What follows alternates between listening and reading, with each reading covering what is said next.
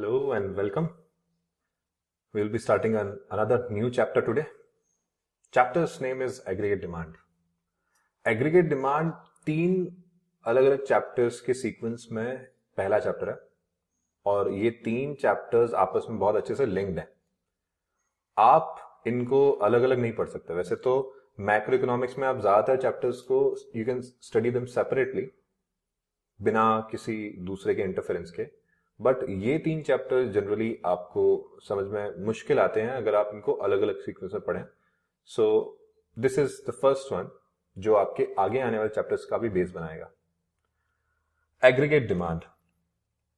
As I have already told you in basic concepts कि aggregate demand मतलब होता है पूरी इकोनॉमी की सारी डिमांड. इकोनॉमी के अंदर जो भी पार्टिसिपेंट्स हैं हर एक की जो भी डिमांड हो सकती है उसको हम अगर जोड़ दें और एक साल के लिए देखें तो that will become aggregate demand. देखिए जरा, aggregate demand is the sum total मतलब aggregate of demand of goods and services produce in domestic territory मतलब इंडिया की बाउंड्रीज के अंदर ड्यूरिंग एन अकाउंटिंग ईयर, एक साल के दौरान हमारी इकोनॉमी के अंदर जो भी हमारे प्रोड्यूसर्स हैं, कंज्यूमर्स हैं, गवर्नमेंट है, in fact rest of the world का भी जो इंटरफेरेंस है, उन सबसे जनरेट होने वाली डिमांड को हम एग्रीगेट डिमांड बोलते हैं. आपको याद होगा कि they are 4 participants. One is consumer, मैं इसको हाउस होल्ड भी बोल सकता हूं. दूसरे होते हैं प्रोड्यूसर. फिर है गवर्नमेंट और रेस्ट ऑफ द वर्ल्ड भी होता है.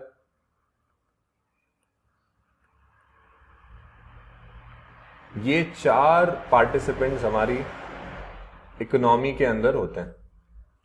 इन चारों की वजह से कुछ ना कुछ डिमांड अराइज होती है. जैसे जो कंज्यूमर्स हैं, आप सोच के बताइए कि कंज्यूमर्स की डिमांड किन चीजों की होगी.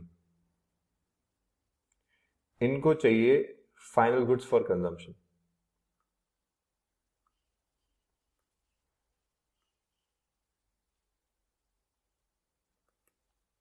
ठीक है. जब कंज्यूमर्स को फाइनल गुड्स चाहिए और उनको कुछ कंज्यूम करना है, फॉर एग्जांपल उनको फूड चाहिए, उनको क्लोथिंग चाहिए, उनको व्हीकल्स चाहिए इधर से उधर जाने के लिए, उनको एंटरटेनमेंट चाहिए. सो ये सारी जो डिमांड है, इनकी डिमांड को हम डिनोट करते हैं सी से. सी मतलब कंज्यूमर की डिमांड. क्योंकि ये गुड्स फाइनल गुड्स ही होंगे. मैंने आपको बेसिक कॉन्सेप्ट में समझाया है कि फाइनल गुड्स क्या होते हैं जो डायरेक्ट कंजम्पशन के लिए काम आएंगे. क्योंकि ये गुड्स फाइनल गुड्स होते हैं तो इसीलिए सी का जो फुल फॉर्म है that is private final consumption expenditure. मैं नीचे लिख देता हूं. सी होता है प्राइवेट फाइनल कंजम्पशन एक्सपेंडिचर. कुल मिलाकर के कंजम्पशन एक्सपेंडिचर कंज्यूमर का. प्रोड्यूसर की भी कुछ डिमांड होती है. प्रोड्यूसर चाहता है कि वो इन्वेस्ट करे. अच्छा, कुछ इन्वेस्टमेंट कंज्यूमर भी करते हैं. तो कंज्यूमर भी इन्वेस्ट करेगा और प्रोड्यूसर भी इन्वेस्ट करेगा. प्रोड्यूसर इन्वेस्ट करेगा कैपिटल गुड्स के लिए, कंज्यूमर इन्वेस्ट करेगा घर बनाने के लिए जिसमें वो रहेगा, हाउस होल्ड कंस्ट्रक्शन जिनको हम बोलते हैं. इनफैक्ट गवर्नमेंट भी कभी कभी इन्वेस्टमेंट करती है. गवर्नमेंट ब्रिजेस, डैम्स ये सब बनाती है. तो इन्वेस्टमेंट एक ऐसी एरिया हो गई जो इनमें से कोई भी कर रहा है. हम उसको आई से डिनोट करेंगे. आई मतलब हो गया इन्वेस्टमेंट एक्सपेंडिचर.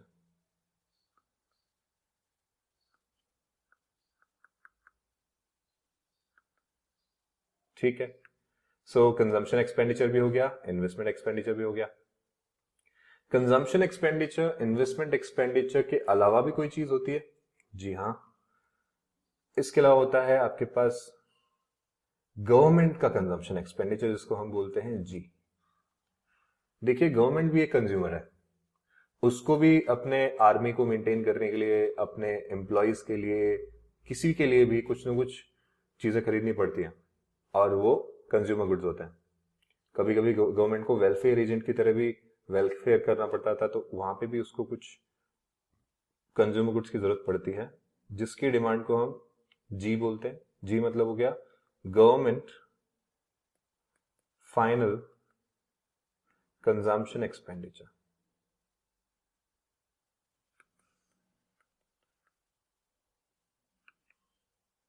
मतलब सी जहां पे प्राइवेट लोगों का था, मतलब लोगों का अपना अपना था, वहां पे जी मतलब ओवरऑल गवर्नमेंट का खर्चा।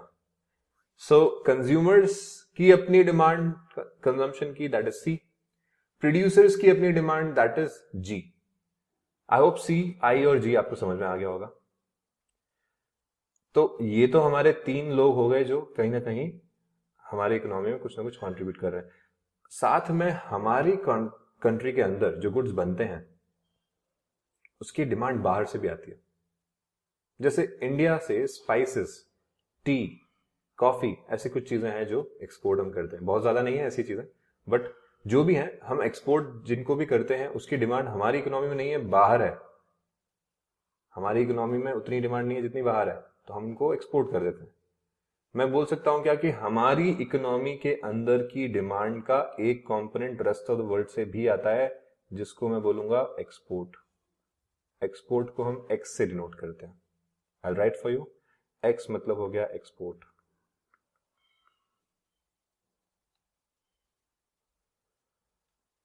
साथ में ही हमारी कंट्री के अंदर की डिमांड हमारी कंट्री के अंदर से फुलफिल नहीं हो पाती। कई बार हम ऐसी चीजों को बाहर से इंपोर्ट करते हैं, वो भी रेस्ट ऑफ वर्ल्ड से आ रहा है, लेकिन क्योंकि वो मेरी इकोनॉमी की डिमांड को कम कर देता है, बाहर की इकोनॉमी से हम फुलफिल कर रहे हैं, तो इसलिए वो एक नेगेटिव आइटम हो जाएगा। और इंपोर्ट को मैं एम से डिनोट करता हूं। ये भी हमारे पास रेस्ट ऑफ वर्ल्ड से अराइज हो रहा है। कुल मिलाकर के मेरी डिमांड इन सब कंपोनेंट से बनी होती है, जिसमें एम का मतलब है इंपोर्ट।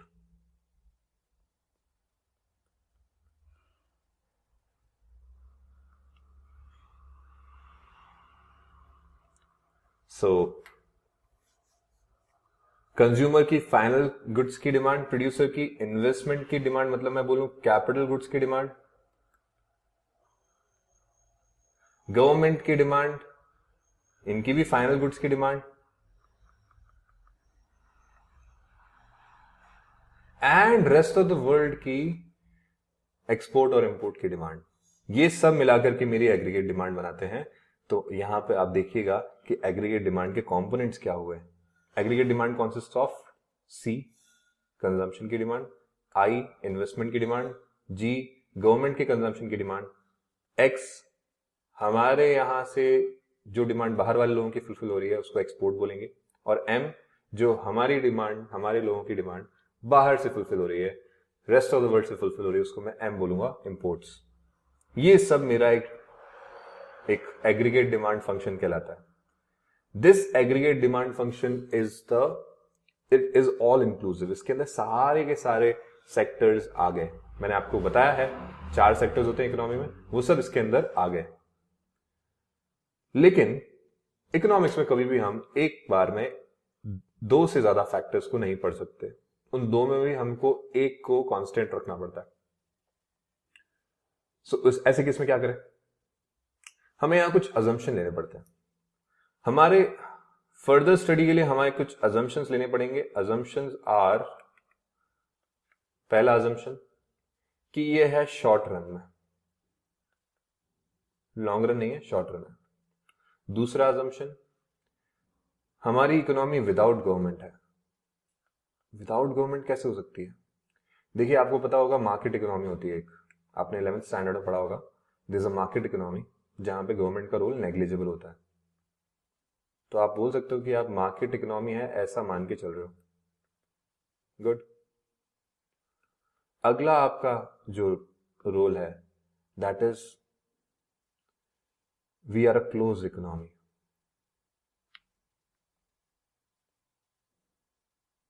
क्लोज इकोनॉमी होने पर हमारा एक्सपोर्ट और इंपोर्ट नहीं होगा। क्लोज इकोनॉमी का मतलब no interaction with ROW, rest of the world से हमारा कोई इंटरेक्शन नहीं है। डन, ये भी समझ में आता है। ये सारे अजम्पशंस हम लेके चलते हैं तो जाकर के हमारे पास स्टडी करने के लिए एग्रीगेट डिमांड फंक्शन बचेगा, AD equals to C plus I, C plus I. क्यों? क्योंकि गवर्नमेंट एक्सपेंडिचर हमने हटा दिया भाई, C plus I plus G plus X minus M होता था। क्योंकि गवर्नमेंट नहीं है तो गवर्नमेंट एक्सपेंडिचर हट गया, रेस्ट ऑफ वर्ल्ड नहीं है तो ना एक्सपोर्ट है ना इंपोर्ट है, हमारे पास एडी का फंक्शन कैसा रह जाएगा, सी प्लस आई। मतलब अब हमारे पास वो दो वेरिएबल हैं जिसके बाद हम स्टडी चालू कर सकते हैं। लेकिन फिर भी एक प्रॉब्लम है, कभी भी हम दो वेरिएबल्स को भी जब स्टडी कर रहे होते हैं तो किसी एक को हमें कांस्टेंट रखना पड़ता है। हमारा नेक्स्ट अजम्पशन ये आता है कि investment is autonomous in nature. Investment autonomous है। ऑटोनॉमस का क्या मतलब हुआ?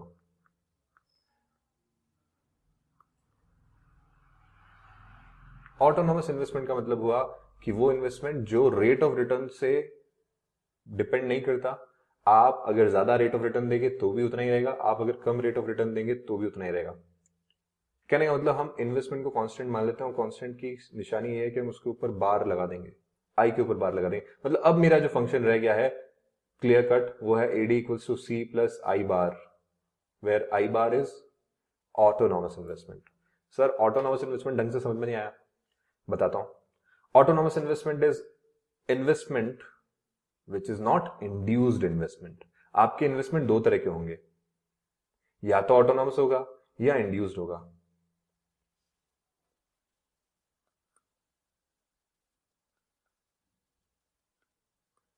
किसी भी इकोनॉमी में एक मिनिमम लेवल ऑफ इन्वेस्टमेंट तो होगा ही, भले ही उनको उसके ऊपर रिटर्न मिले या नहीं मिले। जैसे इंफ्रास्ट्रक्चर हो गया, रोड्स डैम्स ब्रिजेस बने, उनके ऊपर से कोई रिटर्न न भी मिले, मतलब अगर गवर्नमेंट वहां से कोई रिटर्न जनरेट नहीं कर पाए, सिर्फ उसका पैसा ही लग रहा है, फिर भी वो इन्वेस्टमेंट करना पड़ेगा। उसको मैं कहूंगा ऑटोनॉमस इन्वेस्टमेंट्स। तो सर क्या गवर्नमेंट का सारा इन्वेस्टमेंट ऑटोनॉमस होता है? नहीं। क्या सारा ऑटोनॉमस इन्वेस्टमेंट गवर्नमेंट का होता है? ऐसा भी नहीं है। मैंने सिर्फ एग्जांपल दिया है कि जैसे गवर्नमेंट ने डैम्स ब्रिजेस वगैरह बनाए, उस पर जो खर्चा किया, जिसपे गवर्नमेंट कोई रेट ऑफ रिटर्न एक्सपेक्ट ही नहीं कर रही है, मिलेगा तो भी उतना ही इन्वेस्टमेंट है, नहीं मिलेगा तो भी उतना ही इन्वेस्टमेंट है, that is a minimum level of investment which you have to incur, उसको हम ऑटोनॉमस इन्वेस्टमेंट बोलते हैं। This is irrespective of rate of return. Rate of return क्या है सर? ये रेट ऑफ रिटर्न मतलब आपने जो इन्वेस्ट किया है उस पर आप कमाओगे कितना। जैसे अगर आप 100 रुपए 100 रुपीज इन्वेस्ट करते हो और 10 का रिटर्न आता है, तो मैं बोलूंगा कि आपका रेट ऑफ रिटर्न 10% है। ऑटोनोमस इन्वेस्टमेंट क्या बोलता है, आप 100 रुपए इन्वेस्ट करो और 1 रुपए का भी रिटर्न नहीं आए तो भी ये इन्वेस्टमेंट तो हम करेंगे। This is autonomous investment. एक और इन्वेस्टमेंट होता है इंड्यूस्ड इन्वेस्टमेंट।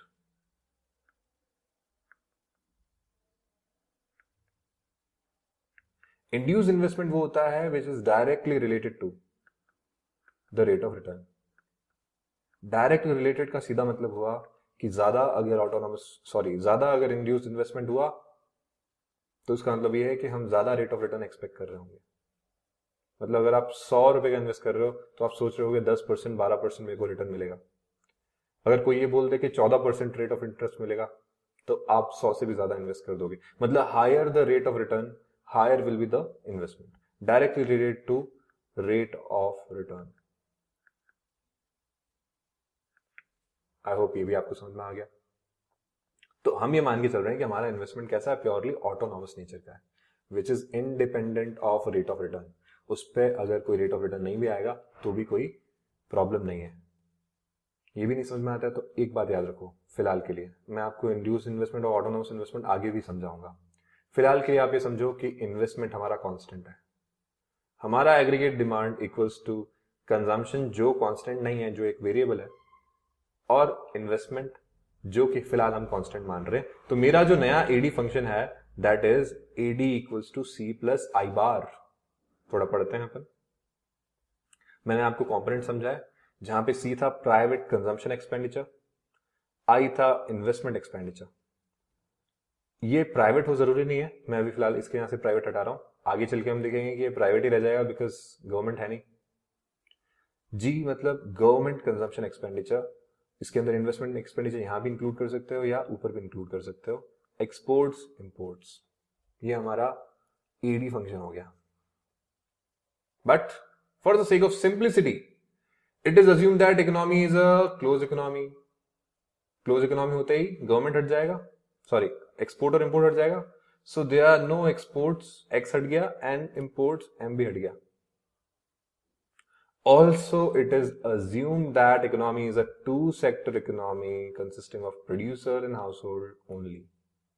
सिर्फ टू सेक्टर इकोनॉमी है, जो हमने सर्कुलर फ्लो में पढ़ा था कि सिर्फ प्रोड्यूसर और हाउस होल्ड है. ऐसे केस में किस तरह से सर्कुलर फ्लो होगा. So there is no government expenditure.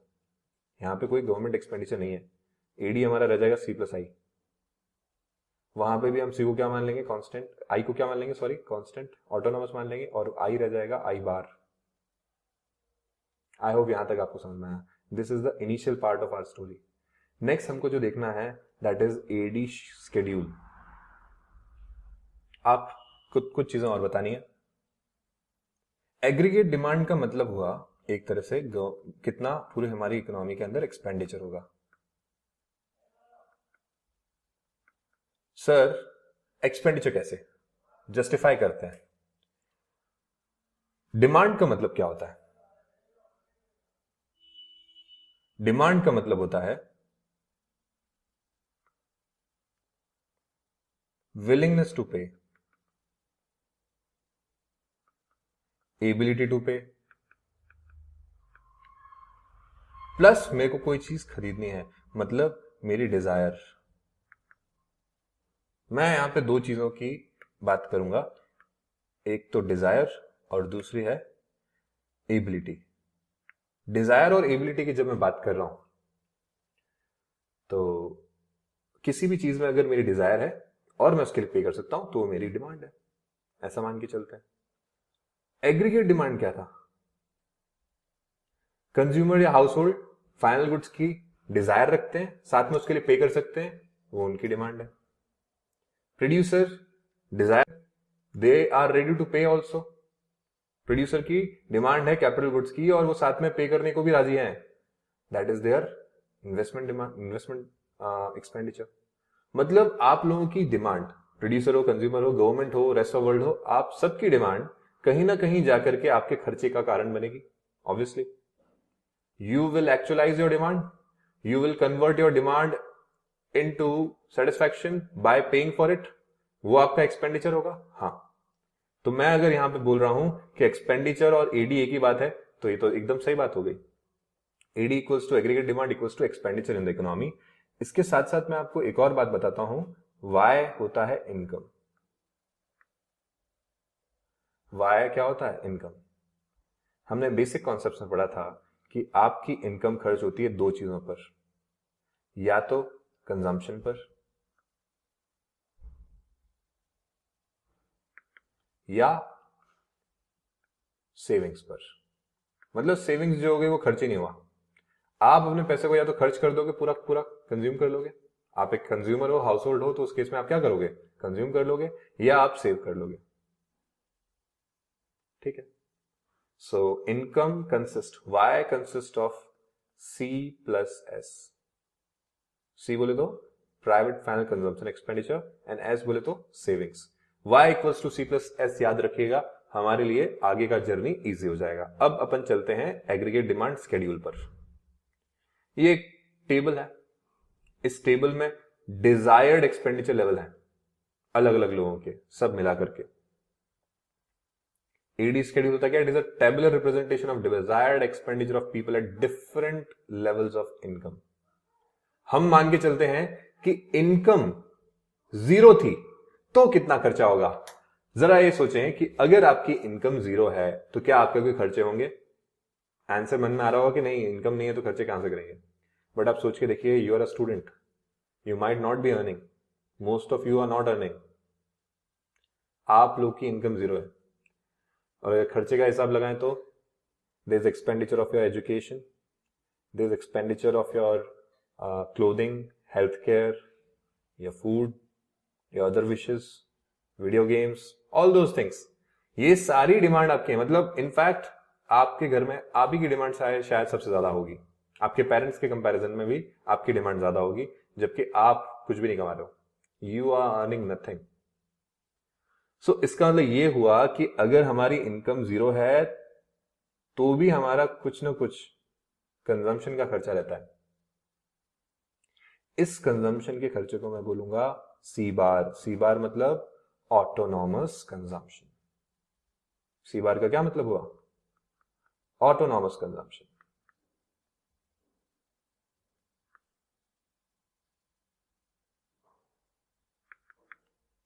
Fair enough. Investment को तो हमने पहले ही ऑटोनॉमस मान रखा है, तो इन्वेस्टमेंट भी इररिस्पेक्टिव ऑफ इनकम होगा। इनकम आ रही है नहीं आ रही है, रेट ऑफ रिटर्न आ रहा है नहीं आ रहा है, फिर भी इन्वेस्टमेंट हमको करना है क्योंकि वो ऑटोनॉमस है। अच्छा, ज्यादा इनकम आएगी तो भी इतना ही रहेगा? हाँ, तब भी इतना ही रहेगा। सो आई तो सेम रहने वाला है, ठीक है। मतलब हमारी इनकम 0 होने पर भी हमारा कंजम्पशन 20 था। अगर मैं ये बोलूं कि मेरी इनकम होती है कंजम्पशन प्लस सेविंग के बराबर, और मैं उसमें ये वैल्यूज डालूं कि अगर y 0 है, y कितना है? 0। c कितना है? हमारे फर्स्ट केस में 20 है, और s कितना है पता नहीं, तो s की वैल्यू निकल आएगी। इनफैक्ट s की वैल्यू आएगी -20। आप इधर से उधर ले आके देखिए इसको, 20 को इस तरफ ले आइए, s इक्वल्स टू -20 हो जाएगा। मतलब यह है कि अगर आपकी 0 इनकम है तो आपकी सेविंग होगी नेगेटिव। नेगेटिव सेविंग का क्या मतलब हुआ? नेगेटिव सेविंग का मतलब हुआ कि आपने पैसे उधार लिए हैं और खर्च किया है। मैं आपकी बात कर लेता हूं, आपने जो अभी खर्चा कर रहे हो ना, एक तरह से आपने अपने पेरेंट्स का उधार लिया है, कहीं ना कहीं आपको चुकाना चाहिए। नहीं चुकाते वो आपकी बात है, आपके ऊपर है, but that is a kind of debt. You are taking debt because you are not earning anything, and out of that debt you are spending. That means आपका सेविंग है नेगेटिव सेविंग। डन। तो क्या मैं, अगर मुझे y पता है और c पता है, तो क्या मैं s निकाल सकता हूं? यस, वेरी इजी, क्योंकि y equals to c plus S होता है, और s का फॉर्मूला अगर निकालने की कोशिश करो तो हो जाएगा y माइनस सी। हमारे केस में y जब 0 था और c 20 था, तो वही -20 हमारा s हो गया। आई होप ये आपको समझ में आ गया। मैंने ये क्यों निकाला, आगे हम कैलकुलेशंस देखेंगे। यहां पे सेविंग में मेरे को -20 लिखना पड़ेगा। ठीक है सर।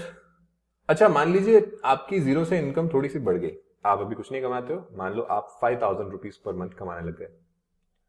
आपके फिलहाल खर्चे 5000 ही होते थे मान लीजिए मंथली। जब आप 5000 कमा रहे होगे तो क्या आपके खर्चे 5000 ही रहेंगे? आइडियली तो ये होना चाहिए, बट ऐसा होता नहीं है, आपके खर्चे बढ़ जाते हैं। जब भी आपका इनकम बढ़ेगा, आपके कंजम्पशन में भी चेंज आएगा और पॉजिटिव होगा वो। अगर आपकी इनकम पॉजिटिव बढ़ी है तो आपका कंजम्पशन भी पॉजिटिवली बढ़ेगा। कितने भी आप पैसे कमाते जाओ, आप हमेशा अपने कंजम्पशन में हर एक पैसे के इंक्रीज से कंजम्पशन का इंक्रीज कर दोगे। सो अगले लेवल पर आपका कंजम्पशन 20 नहीं रहेगा, 25 हो जाएगा, मतलब थोड़ा सा बढ़ जाएगा। मैंने ये एक हाइपोथेटिकल फिगर लिया है, यहां पे जो मैं आपको स्केड्यूल बता रहा हूं, ये एक हाइपोथेटिकल सिचुएशन है। इसके अलावा भी सिचुएशंस हो सकती हैं, बट ये एक अच्छा एग्जाम्पल है। और इनकम बढ़ती जाएगी, आपका कंजम्पशन और बढ़ेगा। लेकिन आप देखना कि आपकी इनकम 20 से बढ़ रही है, कंजम्पशन उतना नहीं बढ़ रहा। आप जो भी कमाओगे सारा कंजम्पशन पे थोड़ी उड़ा दोगे, कुछ उसमें से कुछ और खर्चे भी करोगे ना, सेव करोगे, कुछ और करोगे। सो इनकम में चेंज होने पर कंजम्पशन में पॉजिटिव चेंज होता है। अगर इनकम पॉजिटिव चेंज हुई है तो कंजम्पशन में पॉजिटिव चेंज होगा, लेकिन उतना नहीं होगा। सो ये जो पॉजिटिव चेंज हो रहा है उतना नहीं है, पर फिर भी है। फिर से 40 से 60 आपकी इनकम हुई, आपका कंजम्पशन का एक्सपेंडिचर 30 से 35 हो गया मान लीजिए। जैसे ही आपकी इनकम 60 से 80 हुई, आपका कंजम्पशन का एक्सपेंडिचर 35 से 40 हो गया मान लीजिए। आपका कंजम्पशन बढ़ता जा रहा है, लेकिन इन्वेस्टमेंट हमने माना था कि ऑटोनॉमस है। खैर, अभी फिलहाल इन्वेस्टमेंट को भूल जाइए। आपको इनकम पता है, कंजम्पशन पता है हर लेवल का। क्या आप लोग अभी निकाल सकते हैं, वैल्यू निकाल सकते हैं सेविंग की? आई होप कोई प्रॉब्लम नहीं आएगी, सेविंग की वैल्यूज बड़े आराम से निकल जाएगी। मैं यहीं पे कैलकुलेट कर देता हूं आपके लिए। y माइनस सी, 0 माइनस 20, माइनस का 20, 20 माइनस 25, माइनस का 5, 40 माइनस 30, 10। एक ऐसा लेवल आएगा जब आपकी सेविंग नेगेटिव से पॉजिटिव में कन्वर्ट हो जाएगी। और यही होता है, जो लोग पैसे कमाने लग जाते हैं उनकी पॉजिटिव सेविंग चालू हो जाती है. If you have a good income and your consumption expenditure is less, then you will have a positive saving. 60 की आपकी इनकम है, 35 का आपका कंजम्पशन है, वापस से आपका पॉजिटिव 25 का क्या हो गया, सेविंग हो गया. 80 की आपकी इनकम है, 40 का आपका कंजम्पशन है, 40 का आपका सेविंग हो गया. यही सारे फिगर्स मुझे आपको निकालना बताने थे. तो सेविंग के लेवल हो गए -20, -5, 10 पॉजिटिव, 25 एंड 40. बाकी का जो टेबल है हम इसके बाद फिल करेंगे.